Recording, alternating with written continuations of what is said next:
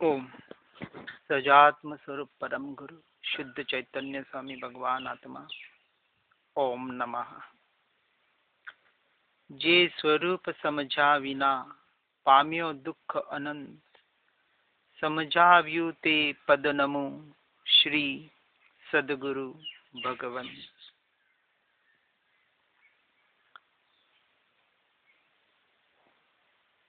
ध्यान के बारे में समझने का प्रयास कर रहे हैं कि जगत के ध्यान की प्रक्रिया और जैन दर्शन के ध्यान की प्रक्रिया में क्या अंतर है। इतना ही अंतर है कि जगत में करीबन जो ध्यान की पद्धतियां बताई जा रही है वह बिना नींव के महल खड़े करने का प्रयास कर रहे हैं।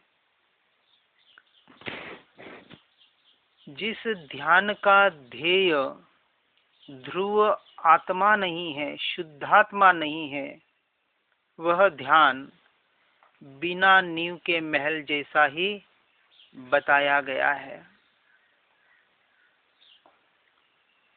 इसलिए ध्यान का अभ्यास करो, ध्यान का अभ्यास करो, यह तो कहा जाता है, लेकिन ये नहीं कहा जाता कि ध्यान तो तब करोगे जब पहले ज्ञान होगा। अब ज्ञान किसका, यहाँ भी प्रश्न चिन्ह होता है कि क्या ध्यान की क्रिया का ज्ञान या किसका ध्यान करना, कैसे बैठना, कैसे उठना, कहाँ केंद्रित करना, इसका ज्ञान करने की बात है, या ज्ञान स्वभावी आत्मा का ज्ञान करने की बात है। इस पर भी बहुत सी भ्रमणाएं होती है, क्योंकि जनरली ध्यान के नाम पर जितनी भी विधियां प्रचलित है करीबन सारी पुद्गल आधारित ही है, जड़ आधारित ही है, पर द्रव्य या पर भावों के आधारित ही है। या तो मन को कंट्रोल करना है, मन को स्थिर करना है, शरीर को स्थिर करना है, किसी मंत्र में अपने उपयोग को स्थिर करना है, किसी जाप में स्थिर होना है, कहीं न कहीं पुद्गल या परद्रव्य से ही जुड़ी हुई सारी ध्यान की प्रक्रिया है। जैन दर्शन कहता है ध्यान के पहले ज्ञान करो जिसका ध्यान करना है। ध्यान का जो ध्येय है, ऐसा त्रिकाली ध्रुव भगवान आत्मा जो मैं स्वयं हूँ, उसकी ही पहचान नहीं होगी, उसके ज्ञान स्वभावी आत्मा का ज्ञान नहीं होगा, तो किसका ध्यान करोगे, कहीं न कहीं भटक जाओगे। एक बालक को स्लेट लेकर ऐसे ऐसे कराने लगे तो वो जिंदगी में कभी अक्षर बनाना नहीं सीख पाएगा। पहले उसे बना हुआ अक्षर बार बार देखना पड़ता है, दिखाना पड़ता है, और वह अक्षर कैसे बनता है, उसकी शुरुआत कैसे होती है और कैसे बनाया जाता है, इसका पूरा ज्ञान बाहर से दिया जाता है। यानी कि पहले अपनी ग्रामीण भाषा में सिखाते हैं, पहले सिखाते थे ना कि देखो भैया, एक चूल्हा बनाओ और एक चूल्हे और बनाओ, एक डंडा ऐसे लगाओ, एक डंडा ऐसे लगाओ। यानी पहले जो चूल्हे आते थे ना, ऐसे गोल आते थे, तो अ बनाना कैसे सिखाते थे, क्योंकि उसने चूल्हा देखा हुआ है, और जो देखा हुआ है उसके आधार पर उसको बताते हैं कि ऐसे चूल्हा यानी ऐसे दो गोल बनाने, फिर उसको डंडा लगाओ, फिर खड़ी डंडी खींचो। तो इस आधार पर जो देखा है उसके आधार पर उसका ज्ञान देने का प्रयास किया जाता था। अब आज हम उस तत्व का, उस चीज का ध्यान करने बैठ जाते हैं जिसकी पहचान ही नहीं है, जिसका हमने कभी वर्णन ही सुना नहीं है, और सीधे कहते हैं कि ध्यान करने बैठ जाओ। तो कैसे ध्यान लगेगा, और ध्यान लग भी जाए तो जो ध्यान का ध्येय है वहां तक हम नहीं पहुंच पाएंगे। इसलिए कुछ भी बना देते हैं, और यदि चूल्हा घर में देखा हो तो इसके हिसाब से बनाने में उनको सहजता हो जाती है। तो ज्ञान भी करना पड़ेगा। बिना ज्ञान के, बिना देखे हुए मात्र स्लेट पर ऐसे ही बत्ती और ऐसे ही पेंसिल घुमाते रहोगे तो जैसे है वैसे ही रह जाओगे। 1 साल तक भी करता रहेगा तो क्या करेगा बताओ? ऐसे ही बिना कुछ तत्व का निर्णय किए, बिना किसी तत्व ज्ञान के मात्र देखते रहो, जानते रहो, ऐसा भी मात्र कहते रहेंगे, ज्ञाता दृष्टा बने रहो, ऐसा वहां तक पहुंच भी जाएंगे, लेकिन क्या करोगे? किसका ज्ञाता बनना है, किसका दृष्टा बनना है, ये वास्तविक पता नहीं होगा, तो कहीं न कहीं बाहर और बाहर ही भटकते रहेंगे। इसलिए कहते हैं कि थोड़ी देर बाहर की वचन प्रवृत्ति रुकती है, बाहर की ओर के विकल्प रुकते हैं, और उस ध्यान को जहाँ थोड़ी बहुत शांति भी मिल जाती है और थोड़ा रिलैक्सेशन भी मिल जाता है, लगता है देखो बहुत अच्छा लगा, कुछ देर रिलैक्सेशन हुए, एक एकाग्रता में लगे रहें, तो उस ध्यान को अच्छा मानकर, उस क्षणिक शांति को सच्ची शांति मानकर, उसे ही सच्चा मानकर जीवन भर वहीं अटक जाता है, और अटकने की वजह से आगे बढ़ नहीं पाता है, और सारे जीवन में जिस ध्येय तक पहुंचना था, उस ध्येय का निर्णय, उस ध्येय का तत्व ज्ञान नहीं होने की वजह से वहां तक पहुंच नहीं पाता है। अच्छा तो बहुत लगता है, लेकिन वह ध्याता थोड़े ही दिन में कहने लगता है कि साहब अब नहीं। अच्छा तो बहुत लगा था, शुरू शुरू में कुछ होता था, लेकिन अब कुछ होता ही नहीं है, वहीं के वहीं अटक जाता है, या कुछ ध्यान में आगे बढ़ भी जाए, कुछ ऐसी अनुभूतियां हो भी जाए, तो उस अनुभूतियों में जैसे कुछ पुद्गल के आधार पर ऐसा कोई प्रकाश दिखाई देना, कुछ ध्वनि सुनाई देनी, या कुछ सुगंध का महसूस होना, ऐसे बाहर पुद्गल के कोई परिणमन हो जाते हैं, या कोई श्वास को देखने में ऐसे बाहर और बाहर ही अटक जाता है, जो मात्र पुद्गल के परिणमन में अटकाने का कार्य करते हैं। और जो ध्येय है, उस ध्येय, क्योंकि ध्येय का पता ही नहीं है, और पता नहीं होने की वजह से जो भी अनुभूति होती है, जो अपनी मान्यता से जहाँ जैसा सुना होता है, जितना पढ़ा होता है, वहां तक अटक कर रह जाता है। इसलिए कहते हैं कि ध्यान के अभ्यास के लिए पहले क्या करना चाहिए। जैसे हम कहते हैं कि ध्यान तक औषध विचार ध्यान, विचार से शुरुआत होती है।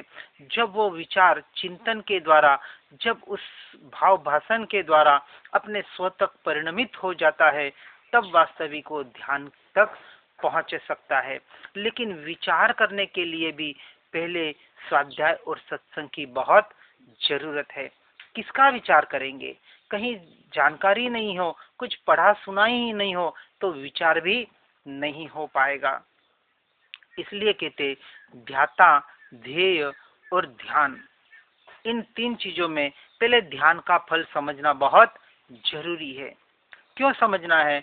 क्योंकि ध्यान के अभ्यास के लिए ध्यान का फल समझना इसलिए जरूरी है कि जब तक फल ही समझ में नहीं आएगा, जैसे हमारे इसमें कहा जाता है कि व्रत जब तक उपवास करो, यात्रा करो, तुमको फलाना फलाना इतना इतना फल मिलेगा, थाली धोके पियो तो आइमिल का फल मिलेगा।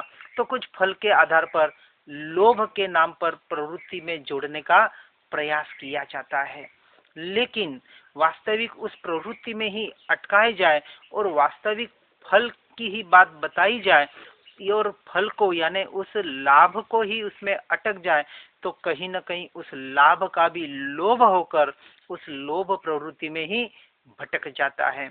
इसलिए जो ध्यान का ध्येय यानी मोक्ष कहा गया है, लेकिन मोक्ष भी कहाँ है, उसकी सच्ची पहचान नहीं होगी तो जीव वहां पहुंच ही नहीं पाएगा।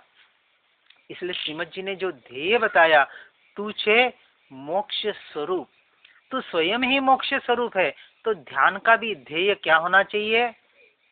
मोक्ष नहीं, ध्यान का ध्येय आत्मा होना चाहिए, स्वयं का स्वभाव होना चाहिए, क्योंकि मैं स्वयं ही तो मोक्ष स्वरूप हूँ। तो मोक्ष कब मिलेगा? जब मैं अपने स्वरूप में लीन होऊंगा, तो मोक्ष तो पर्याय में अपने आप प्रकट हो जाएगा, मिल जाएगा।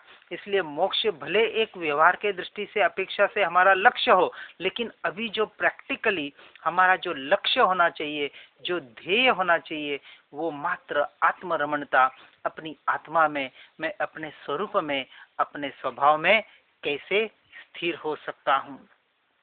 अब सुनो, इस व्यापार में इतना मुनाफा होगा, हमारी गारंटी है। इससे कहा जाए तो कितना उत्साह आता है। अब आप खेती करते हैं और कहेंगे फलाना फलाना तरीके से, इस पद्धति से खेती करो तो आपको डबल वहां से उत्पादन मिलेगा। तो आप करेंगे कि नहीं करेंगे? जरूर करेंगे। फिर ठीक है, कोई योग्य तरीके से, क्योंकि आजकल जैसे खाद के द्वारा भी बहुत अपनाया जाता है, जिससे साइड इफेक्ट्स बहुत होने के चांसेस होते हैं, लेकिन उस वहाँ सही क्या है, गलत क्या है, इसका सही निर्णय करके जीव को अपने उसके आधार पर आगे बढ़ने का प्रयास करना है। तो फल उस भाषा में आना चाहिए जिसमें हम चाहते हैं, व्यवहार की भाषा में व्यवहार का फल और आध्यात्मिक भाषा में अध्यात्म का फल। क्योंकि अध्यात्म इटसेल्फ सेज क्या कहता है कि अधि आत्मा, आत्मा के अधीन होना, यही तो अध्यात्म का फल है। तो जिस फल की प्राप्ति करनी है और प्राप्ति के फिर जो उपाय करने हैं, वो उपाय उसकी तरह से होने चाहिए। यहाँ कहते हैं फलम संवर निर्जरो, यानी इसका फल क्या आएगा कि कर्मों का क्षय होगा और कर्मों का क्षय होकर मोक्ष मिलेगा। ये जिसमें फल आता है, इस प्रकार का ध्यान यदि नहीं घटित हो और ध्यान भी मात्र पुण्य बंध का ही कारण बनकर 84 लाख योनियों में भटकाने वाला ही बने, तो ऐसा ध्यान हो, ऐसा चाहे संन्यास हो, ऐसे चाहे कौन सी भी धार्मिक क्रिया हो, हमारे काम की नहीं है। इसलिए से कहते हैं कि ध्यान में उत्साह आएगा यदि फल पता पड़ जाए तो, और नहीं तो लगेगा कि ये क्या ध्यान व्यान की बातें कर रहे हैं, इससे क्या होगा। इसलिए फल की भी बात साथ में बताई जाती है। जो तू चाहता है वो ध्यान से मिलेगा, इसलिए ध्यान का अभ्यास कर। यानी कि जो सुना पड़ा है, हमने उसमें अकेले में बैठकर उसका विचार कर। अब ध्यान की शुरुआत कहाँ से हुई? विचार से। एक बार एकांत में शांत तरीके से जहां तू बैठता है, वहां बैठ के जो भी तूने पढ़ा है, सुना है, उसका विचार कर, उसका चिंतन कर। और इस चिंतन के लिए हम जो भेद ज्ञान का अभ्यास बताते हैं, भेद ज्ञान के द्वारा, उस चिंतन के द्वारा बाहर से छुटकर जैसे जैसे अपने भीतर में, अपने स्वरूप में एकाग्र होता जाएगा, तो पर से भी छूटना होता जाएगा और स्व में भी रमणता होती जाएगी। और जितनी जितनी स्व में रमणता होगी, उतना उतना सहज ही ध्यान घटित होने लग जाएगा। इसलिए वास्तविक ध्यान भी कोई करने की वस्तु नहीं है। भले इनिशियल स्टेज में करना पड़े तो जरूर करें, लेकिन वो करने को ही वास्तविक सच्चा ध्यान न मान ले। ध्यान वास्तविक सहज जीवन में एक घटित होने की प्रक्रिया है। इसलिए कहा कि पहले बैठकर उसका विचार तो कर। देखो लिखा है ना कि बैठ एकांत चित्त एक और एक ठौर आन देख, तेरो घट सर तू ही में, तू ही है कमल या को तू ही मधुकर। ये कहते हैं कि चिंता मत कर प्राप्ति की, प्राप्त की ही प्राप्ति करनी है, वो तो प्राप्त ही है। लेकिन प्राप्त की प्राप्ति करने के लिए सबसे पहले जो कंडीशन होती है, वो कंडीशन है कि पर द्रव्यों से और पर द्रव्यों के निमित्त से होने वाले पर भावों से, वहां से अपना जो एकत्व और ममत्व कर रखा है, उसमें जो कर्ता और भोक्तापना कर रखा है, उस मान्यता को जड़ मूल से निकालने की बहुत जरूरत है। क्योंकि तब तक स्थिरता कैसे हो पाएगी जब तक स्व में एकत्व नहीं होगा। और स्व में एकत्व का नाम है पर से एकत्व का टूटना। क्योंकि दोनों में एकत्व तो हो ही नहीं सकता। यदि पर में एकत्व है तो स्व से तू दूर है, और स्व में एकत्व है तो पर से दूर होना ही पड़ेगा। यूं कहें कि जीव हो ही जाता है। ये उसका लक्षण है। इसलिए कहते हैं, देखो निर्णय के बाद ध्यान की प्रक्रिया यानी वाही को विचार कर वाही में मगन हो जे, बाकी पद साधने को ऐसी रीत ठानवे। वाही को किसको? कि जो अभी तूने निर्णय किया है उसको। वाही का निर्णय करना है, उसका पहले निर्णय करना बहुत जरूरी है। जब तक स्व का निर्णय नहीं होता है, तत्व का निर्णय नहीं होता है, तब तक श्रीमद जी ने भी कहा है कि ध्यान तरंग रूप हो जाता है। और उन तरंगों में जैसे हमने देखा कि जो सागर की लहरों को ही सागर मान लेता है और उन तरंगों में कुछ क्षणिक अनुभव को ही यदि ध्यान मान लेगा तो वह आगे जीव बढ़ नहीं पाएगा। इसलिए कहते हैं कि हे प्रभु, चैतन्य विराजत अखंड रूप वह, शुद्ध ज्ञान सो प्रमाण उर आनिए। ध्यान का अभ्यास कर कहा जाता है, लेकिन कैसे करे? प्राप्ति तो होती नहीं है। प्राप्ति क्या वैसे ही हो जाएगी? हम कहते हैं जैसे चंचल उपयोग से और बहिर्मुखी उपयोग से आप आत्मा का स्वाद लेना चाहते हैं, तो वैसे तो आप भोजन का स्वाद भी नहीं ले पाते हैं। क्योंकि जब हम भोजन करने बैठते हैं, आपको पता है कि यदि आप कहीं सुनने में हैं, कई विचारों में हैं या बातों में हैं, तो क्या खाया क्या नहीं खाया, कैसा स्वाद था, वो भी आपको हमको पता नहीं पड़ता है। लेकिन ये पता पड़ना चाहिए या नहीं पड़ना चाहिए? तो दो बात क्या बताते हैं कि यदि भोजन का पता पड़ रहा है और उसके आप ज्ञाता दृष्टा रह पा रहे हैं, तो भले भोजन का पता पड़े, लेकिन ज्ञाता दृष्टा रहते रहते उपयोग यदि आपके स्वभाव में स्थिर हो जाए और फिर भोजन का स्वाद भी न आवे, तो समझना आज हमारा उत्कृष्ट ध्यान की स्थिति तक हम पहुंच गए हैं। तो खाते खाते भी ध्यान घटित कर सकते हैं, हो सकता है, और बहुत जने इस दशा तक पहुंचते भी हैं। यदि किसी पर के विचार से भोजन का स्वाद नहीं आ सकता है, तो क्या स्व के विचार से भोजन का स्वाद न आवे, ऐसे घटित नहीं हो सकता? क्यों न हो सकता है? इसलिए कहा ध्यान मात्र ऐसा ही नहीं है, 24 घंटे हर जीव का ध्यान घटित हो रहा है। क्योंकि आर्त ध्यान, रौद्र ध्यान भी एक ध्यान का ही तो प्रकार है, भले विभाव का है, भले पर का है। हम स्वयं अनुभव करते हैं कि बच्चे भी देखो, जब टीवी देखते देखते ऐसे मग्न हो जाते हैं और उनको ऐसी कोई बात बताई जाती है, तो कड़वी दवाई भी उनको दी जाती है, ले लेते हैं। क्योंकि कहीं ना कहीं एक ऐसे उपयोग को उनको ऐसे दूसरी तरफ ढालने का हम प्रयास करते हैं। हमारी माताएं पिताएं जो भी करते हैं, तो इस प्रकार के यदि प्रयोग संसार में हो सकते हैं, तो क्यों ना अध्यात्म क्षेत्र में उन्हीं प्रयोगों को करके अपने जीवन को हम धन्य बनाने का प्रयास करें। अपने उपयोग को अपने भीतर ऐसे ढालने का प्रयास करें कि बाहर क्या घटित हो रहा है, क्या नहीं हो रहा है, ऐसे भेदज्ञान के आधार पर अपने जीवन को, अपने उपयोग को निरंतर अपने आप में लगाने का हमें निरंतर प्रयास, पुरुषार्थ सच्चा करना पड़ेगा। अगर आपका उपयोग इधर उधर लगा है, बातें करते जा रहे हो और लगा है चिंता में, शोक में, कहीं भी, तो कुछ नहीं कर पाओगे। बाहर से क्या कहा, पहले तुमने मोह छोड़ो, ये मैं हूं, तब तू ध्यान कर पाएगा। और नहीं तो ध्यान करने बैठोगे तो आत्मा का और चला जाएगा शरीर में, और यही अक्सर होते रहता है। ध्यान करने बैठते हैं, कोई कहता है कि मुझे 1 घंटा ध्यान करने अब बैठ रहा हूँ, 1 घंटे का समय है मेरे पास। क्या ध्यान 1 घंटा करने के लिए ही है? और जब बैठता है तो क्या निर्णय करके बैठता है कि 1 घंटे बाद मुझे उठना है। अब यहाँ हम बैठते हैं, 9 बजे सत्संग को आना है, तो पता है 10 बजे उठना है।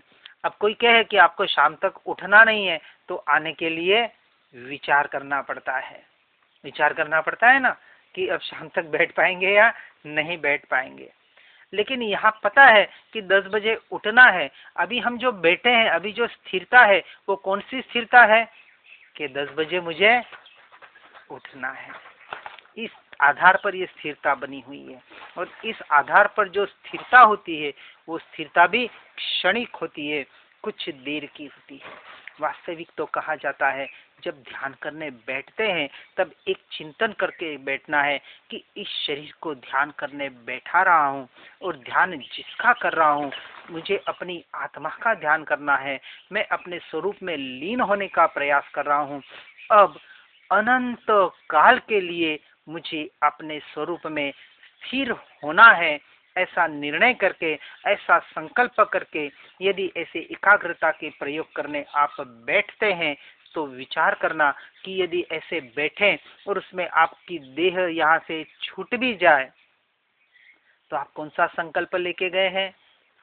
मुझे ध्यान कुछ देर के लिए या कुछ समय के लिए नहीं करना है, अनंत काल के लिए मुझे अपने स्वरूप में स्थिर होने के लिए मैं इस शरीर को बिठा रहा हूँ।